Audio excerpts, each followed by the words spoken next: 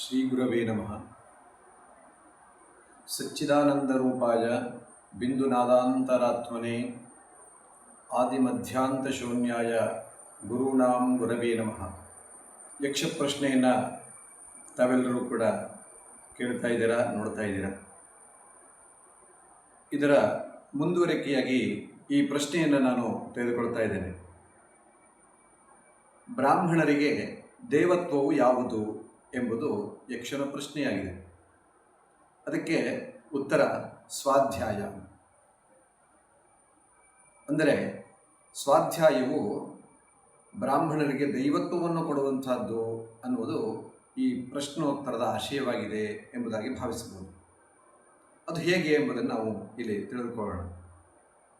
ತಿಳಿದುಕೊಳ್ಳೋದಕ್ಕೂ ಮೊದಲು ಎರಡು ವಿಷಯವನ್ನು ನಾವು ತಿಳ್ಕೊಳ್ಬೇಕು. ಬ್ರಾಹ್ಮಣ ಅಂದರೇನು, ಆ ಬ್ರಾಹ್ಮಣನಿಗೆ ದೈವತ್ವ ಸಿದ್ಧವಾಗುವುದು ಅಂದರೆ ಹೇಗೆ, ಅದು ಸ್ವಾಧ್ಯಾಯದಿಂದ ಹೇಗೆ ಸಿದ್ಧವಾಗುತ್ತೆ, ಇಷ್ಟು ವಿಷಯಗಳನ್ನು ನಾವು ಈಗ ಚಿಂತಿಸಬೇಕಾಗಿದೆ. ಬ್ರಾಹ್ಮಣ ಅಂತಂದರೆ ಯಾರು ಎಂದು ಕೇಳಿದರೆ ಸಾಮಾನ್ಯವಾಗಿ ಹೇಳುವುದುಂಟು, ಬ್ರಹ್ಮಜ್ಞಾನಿನ ಬ್ರಾಹ್ಮಣ ಎಂಬುದಾಗಿ. ಅಂದರೆ ಯಾರು ಬ್ರಹ್ಮಜ್ಞಾನವನ್ನು ಪಡೆದಿರ್ತಾರೋ ಅಂಥವರಿಗೆ ಬ್ರಾಹ್ಮಣ ಎಂಬುದಾಗಿ ಕರೀತಾರೆ. ಅಥವಾ ಆ ಬ್ರಹ್ಮಜ್ಞಾನವನ್ನು ಪಡೆಯೋದಕ್ಕೆ ಯಾರು ಪ್ರಯತ್ನಶೀಲರೋ ಅಂಥವರನ್ನು ಕೂಡ ಬ್ರಾಹ್ಮಣರು ಅಂತ ಕರಿಬೋದು. ಇದೆಲ್ಲದಕ್ಕಿಂತಲೂ ಮುಖ್ಯವಾಗಿ ಈ ಬ್ರಾಹ್ಮಣ ಅನ್ನುವಂಥದ್ದು ಒಂದು ವರ್ಣ. ಅದು ಹೇಗೆ ಬಂತು? ಈ ಸೃಷ್ಟಿಯೇ ಮೂರು ಗುಣಗಳಿಂದ ಕೂಡಿರುವಂತಹದ್ದು: ಸತ್ವಗುಣ, ರಜೋಗುಣ ಮತ್ತು ತಮೋಗುಣ ಎಂಬುದಾಗಿ. ಈ ಮೂರು ಗುಣಗಳು ಯಾವ ರೀತಿಯಾಗಿ ಸೇರಿಕೊಂಡಿವೆ ಅನ್ನೋದರ ಮೇಲೆ ಅದಕ್ಕೆ ವರ್ಣ ಅನ್ನುವಂಥ ವ್ಯವಸ್ಥೆ ಬಂದಿದೆ. ಸತ್ವ ಗುಣ ಅಧಿಕವಾಗಿ ಇರುವಂತಹ ಯಾವ ಸೃಷ್ಟಿ ಇದೆಯೋ ಅದನ್ನು ಬ್ರಾಹ್ಮಣ ಎಂಬುದಾಗಿ ಕರೀತಾರೆ.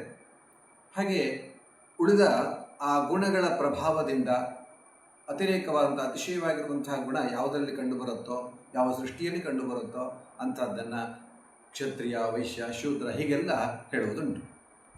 ಆದ್ದರಿಂದ ಈ ಬ್ರಾಹ್ಮಣ ಅಂತ ಸೃಷ್ಟಿಯಾಗಬೇಕು ಅಂತಂದರೆ ಅದರಲ್ಲಿ ಸತ್ವಗುಣ ಅತಿಶಯವಾಗಿರಬೇಕು ಅನ್ನೋದು ತಾತ್ಪರ್ಯವಿರುವ ವಿಷಯ. ಸತ್ವಗುಣ ಅತ್ಯಂತ ಉತ್ತಮವಾಗಿರುವಂತಹದ್ದು, ರಜೋಗುಣ ಮಧ್ಯಮವಾಗಿರುವಂತಹದ್ದು, ಹಾಗೆ ತಮೋಗುಣ ಅನ್ನುವಂಥದ್ದು ಅದು ಕನಿಷ್ಠವಾಗಿರುವಂತಹದ್ದು ಅನ್ನುವುದಾಗಿ ನಾವು ಭಾವಿಸಬೇಕಾಗಿದೆ. ಸತ್ವಗುಣದಿಂದ ಏನು ಲಾಭ ಅಂತ ಕೇಳಿದ್ರೆ ಅದು ಮೇಲಕ್ಕೆ ಕರೆದುಕೊಂಡು ಹೋಗುವಂಥದ್ದು.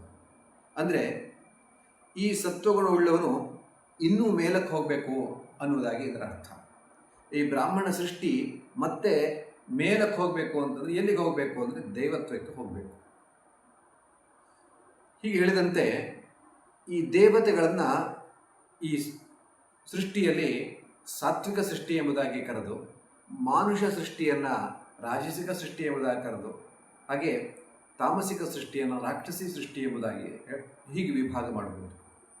ಅಂದರೆ ಬ್ರಾಹ್ಮಣ ದೈವತ್ವವನ್ನು ಪಡೆದರೆ ಅವನು ಉತ್ಕೃಷ್ಟನಾದ ಅಂತ ಅರ್ಥ. ಹಾಗೆ ಬ್ರಾಹ್ಮಣ ಪತಿತನಾದ ಅಂತಂದರೆ ಅವನು ತಮೋಗುಣವನ್ನು ಆಶ್ರಯಿಸಿದ ಅನ್ನೋದಾಗಿ ಅರ್ಥ. ಅಂದರೆ ಬ್ರಾಹ್ಮಣ ತನಗಿಂತಲೂ ತನ್ನ ಉತ್ತಮ ಗತಿಯನ್ನು ಪಡಿಬೇಕು ಅಂತಂದರೆ ಅದು ಹೇಗೆ ಸಾಧ್ಯ ಎಂಬುದು ಇಲ್ಲಿನ ಪ್ರಶ್ನೆ. ಅದಕ್ಕೆ ಸ್ವಾಧ್ಯಾಯ ಎಂಬುದಾಗಿ ಹೇಳ್ತಾ ಇದೆ. ಹಾಗಾದರೆ ಸ್ವಾಧ್ಯಾಯ ಅಂದರೆ ಏನು? ವೇದಗಳನ್ನು ಆವೃತ್ತಿ ರೂಪದಲ್ಲಿ ಇಟ್ಕೊಳ್ಳುವಂಥದ್ದು ಎನ್ನುವುದಾಗಿ ಸಾಮಾನ್ಯವಾದ ಅರ್ಥ ಇದೆ. ಸ್ವ ಎಂದರೆ ಆತ್ಮ, ಅದನ್ನು ತಿಳಿದುಕೊಳ್ಳುವುದೇನಿದೆಯೋ ಅದೇ ಸ್ವಾಧ್ಯಾಯ.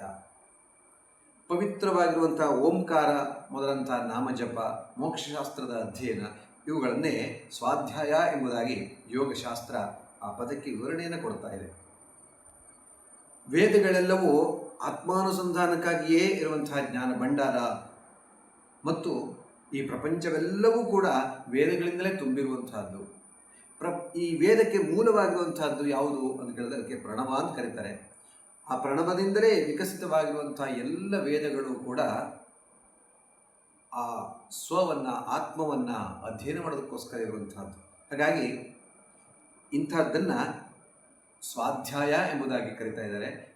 ಈ ಸ್ವಾಧ್ಯಾಯದಿಂದಲೇ ಆ ಬ್ರಾಹ್ಮಣನಿಗೆ ದೈವತ್ವವು ಸಿದ್ಧವಾಗುತ್ತೆ ಅನ್ನೋದು ಇದರ ತಾತ್ಪರ್ಯ. ವೇದವನ್ನು ನಾವು ಅರಿಬೇಕಾದರೆ ಗುರುವನ್ನು ಆಶ್ರಯಿಸಬೇಕು. ಶಿಷ್ಯನಾದವನು ಗುರುವಿನ ಬಳಿಗೆ ಹೋಗಬೇಕು. ಅವರು ಹೇಳಿಕೊಟ್ಟಂತಹ ವೇದವಿದ್ಯೆಯನ್ನು ಪುನರುಚ್ಚರಿಸಬೇಕು. ಹೀಗೆ ಗುರು ಹೇಳಿರುವಂತಹ ಯಾವ ವೇದ ಮಂತ್ರಗಳಿವೆಯೋ ಅವುಗಳನ್ನು ಮತ್ತೆ ಪುನರುಚ್ಚಾರ ಮಾಡಿದರೆ ಅದಕ್ಕೆ ಸ್ವಾಧ್ಯಾಯ ಎಂಬುದಾಗಿ ಕರೆಯುವಂಥದ್ದುಂಟು. ಅಂದರೆ ವೇದ ಮತ್ತು ವೇದ ಮೂಲವಾಗಿರುವಂತಹ ಯಾವ ಪ್ರಣವ ಇದೆಯೋ ಇದರ ಅನುಸಂಧಾನ ಮಾಡ್ತಾ ಮಾಡ್ತಾ ಮಾಡ್ತಾ ಕೊನೆಯಲ್ಲಿ ಅದೆಲ್ಲವೂ ಕೂಡ ಬ್ರಾಹ್ಮಣತ್ವವನ್ನು ದೈವತ್ವಕ್ಕೆ ಏರಿಸುವಂಥ ಒಂದು ಸಾಧನವಾಗಿ ಪರಿಣಮಿಸುತ್ತೆ. ಆದ್ದರಿಂದ ಇಂತಹ ಸ್ವಾಧ್ಯಾಯ ಬ್ರಾಹ್ಮಣ್ಯಕ್ಕೆ ಅತ್ಯಂತ ಶ್ರೇಷ್ಠವಾಗಿರುವಂಥ ಸಾಧನ. ಅದು ಇನ್ನೂ ಮೇಲಕ್ಕೆ ನಮ್ಮನ್ನು ಕೊಂಡೊಯ್ಯುವಂಥ ಸಾಧನ. ಅದೇ ನಿಜವಾದ ದೈವತ್ವವನ್ನು ಹೇಳುವಂಥ ಸಾಧನ ಎಂಬುದಾಗಿ ಈ ಯಕ್ಷ ಪ್ರಶ್ನೆಯಲ್ಲಿ ಹೇಳಲಾಗಿದೆ. ಮುಂದಿನ ಪ್ರಶ್ನೆಯಲ್ಲಿ ಮತ್ತೆ ಭೇಟಿಯಾಗೋಣ. ನಮಸ್ಕಾರ.